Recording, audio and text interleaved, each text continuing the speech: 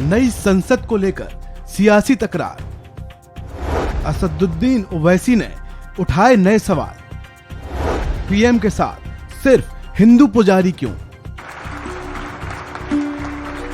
नई संसद को प्रधानमंत्री नरेंद्र मोदी ने देश को समर्पित कर दिया, लेकिन इसको लेकर शुरू हुई सियासी तकरार अब तक खत्म नहीं हुई है।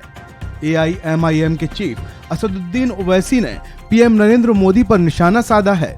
ओवैसी ने नई संसद का उद्घाटन हिंदू पुजारियों के करने पर पीएम मोदी पर तंज किया है। ओवैसी ने कहा कि आपने प्रधानमंत्री और हिंदू पुजारियों की तस्वीरें देखी, इसमें ईसाई पादरी, सिख गुरु, मौलाना को भी होना चाहिए था। और आज हम देखते हैं कि भारत की लोकसभा की पार्लियामेंट का इफ्तिताह हुआ। हमारे प्रधानमंत्री वो एक फोटो आई लेटे हुए हैं,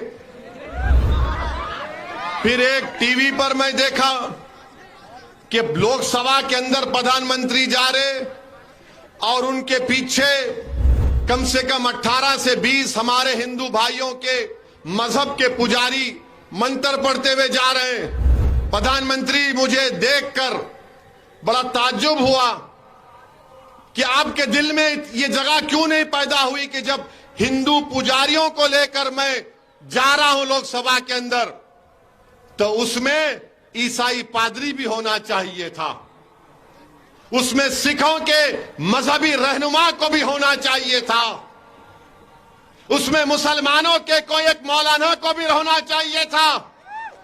अरे यही तो भारत की खूबसूरती है।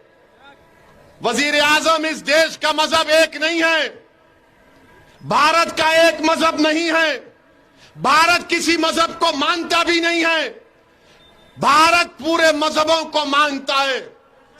इंडिया का कोई रिलीजन नहीं है, इंडिया सब रिलीजन को मानता है। अगर कोई रिलीजन को नहीं मानता, इंडिया उसको भी मानता है। मगर अफसोस हुआ देश के प्रधानमंत्री, आप सिर्फ एक ही मजहब के लोगों को लेकर गए लोकसभा में। काश आपका दिल बड़ा होता तो उसमें ईसाई, सिख, मुसलमान और जैन लोग भी अंदर होते, बाहर हुआ। सुना आपने, ओवैसी ने कहा कि संसद के उद्घाटन में पीएम मोदी बाकियों को भूल गए। उन्होंने पीएम मोदी को निशाने पर लेते हुए कहा कि इस देश का मजहब एक नहीं है। उन्होंने कहा कि ये दिल्ली के सुल्तान की ताजपोशी लग रही थी।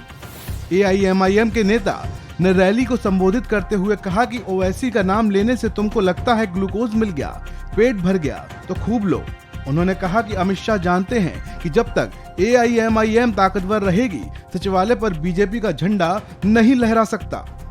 उन्होंने कहा कि रोड पर खड़े होकर संघ परिवार से पंजा मुसलमान लड़ा रहा है। इस खबर में भी इतना ही। आप बने रहिए वन इंडिया के साथ।